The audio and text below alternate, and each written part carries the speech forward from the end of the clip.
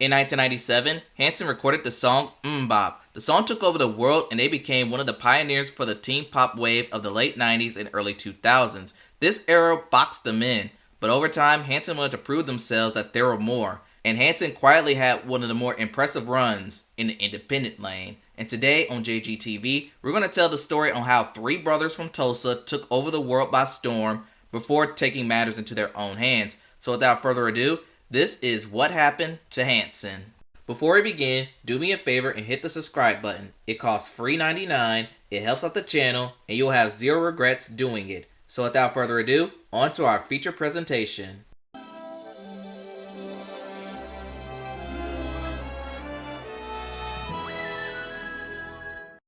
Our story begins in Tulsa, Oklahoma. In November 17, 1980, Clark Isaac Hansen was born. March 14, 1983, Jordan Taylor Hansen was born. On October 22, 1985, Zachary Walker Hansen was born. Their father, Walker Hansen, was an accountant for a drilling company. In fact, for a period of time, they lived in South America. Because of this, the family traveled frequently and was homeschooled by their mother. At an early age, the brothers found a love for music and will often harmonize around the house. The brothers would perform for the first time at their father's company Christmas party. Their mother realized their sons loved to perform in front of an audience, so she started booking the Hansen brothers in any and everywhere they can get. Restaurants, schools, birthday parties, you name it. Not to mention the boys started to get involved in songwriting, and they will often write songs instead of doing chores. All of the brothers started to play instruments. They all started on piano, but older brother Isaac would eventually move to guitar, and younger brother Zach would take the drums. In the early 90s, they started to shop for record labels to sign, but as many as 12 labels rejected them, likely due to age. But time waits for no man, or boys. So, with the help of their parents' finances, they recorded their first album, Boomerang, released in May 1995. The next year, they released MMbop, but labels still were ignoring them. But then they caught a break. The MMbop demo tape landed in the hands of Steve Greenberg of Mercury Records. He was blown away on what he had heard, but needed to see them live to make sure they're for real. He caught the brothers performing, playing live, and was blown away. After their performance, he wanted to sign the Hansen brothers to Mercury, and they accepted almost immediately. And one more thing changed. The Hansen brothers dropped the brothers from their band name and simply just went by Hansen as their permanent band name. To help out with their debut album, a producer collective called the Dust Brothers helped produce the album. The producers took a liking to MMbop and decided to rework the song to make it more pop friendly. In March 1997, the song was released as the band's debut single. The song blew up worldwide, going #1 in various countries.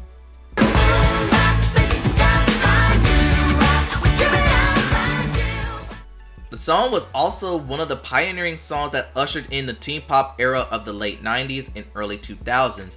And while the iron was hot, Hansen released their debut album, The Middle of Nowhere. The big test was, can they follow up MMbop? And the answer was yes. Their next single was Where's the Love? The song was ineligible to chart on Billboard due to their rules at the time, but it made top 40 radio.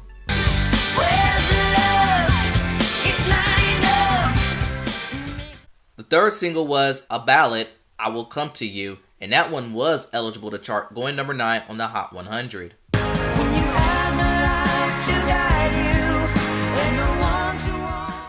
Middle of Nowhere was highly successful, going platinum 6 times over, and thanks to the success of MMbop, Hansen saw itself nominated for 3 Grammys, 2 of which included Record of the Year and Best New Artist. And with this, younger brother Zach became the youngest ever to be nominated for said award, a title he still holds to this very day. Hansen would spend the next year or two embarking in Hansen mania. To this point, there were multiple unauthorized biographies done on the brothers, so to combat that, they were kind of forced to publish their own in 1998.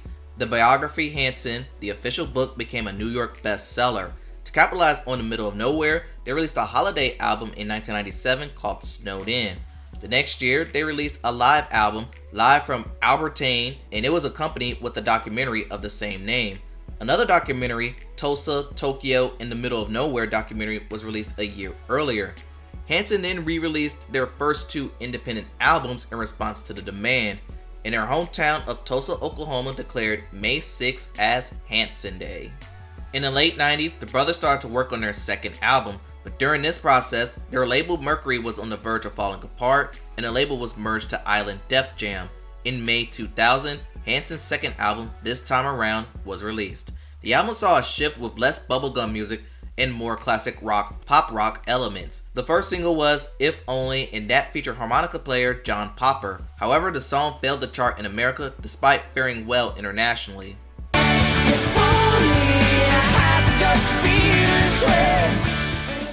The next song was the title track, and that one was able to chart in America, peaking at number 20 on the Hot 100.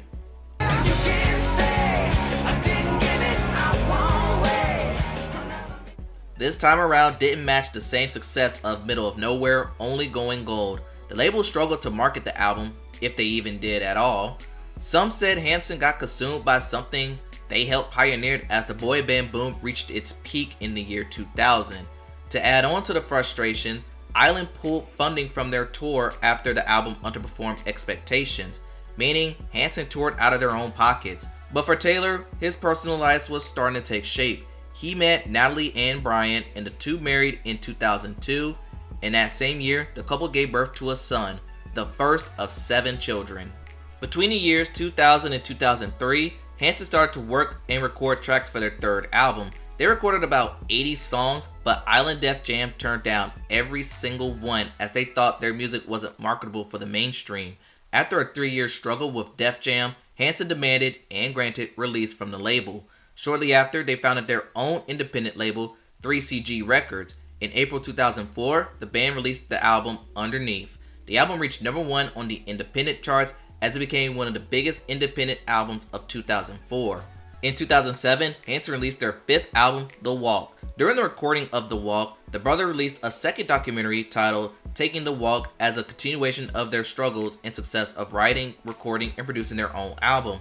During the making of The Walk, Hanson made a trip to Africa and recorded some tracks with the African Children's Choir. That same year, they released the Middle of Nowhere acoustic version to commemorate that album's 10th birthday. In 2010, a 5th album, Shout It Out, was released. The album reached number 2 on the independent charts. Then that same year, the band was supposed to perform a free concert in New York City with Drake on the billing, but the show was abruptly canceled as concerts struggled with overcrowding. They'll spend the rest of the decade releasing multiple independent projects, with Anthem being released in 2013 and String Theory released in 2018.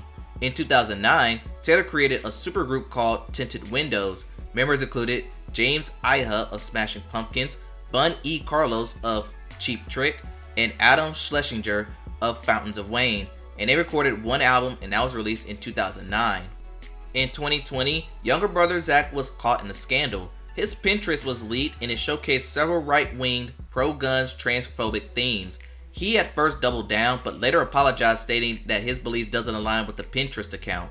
And it should be noted, a year before, he was involved in a serious motorcycle accident, which he recovered from. He has his own YouTube family channel called Zaccidental Gamer, and in 2023, he became an ordained deacon in the Eastern Orthodox Church. The next year, Hanson appeared on The Masked Singer as Russian Dolls. They became the first band to participate in the show, and this segued into them releasing Against All Odds in November 2021. And how about more independent releases for good measure? In 2022, with Red, Green, and Blue, and Underneath complete in 2024. Their mainstream run was short, very short, but it took matters into their own hands and became icons in the independent circuit, and today they'll still perform and release music and have zero intentions on slowing down. And that's what happened to Hanson. Tell me what y'all think in the comments below. Please like, comment, and subscribe to the channel. Thanks for watching, and I'll see you next time. The following was a JGTV production. Thanks for watching.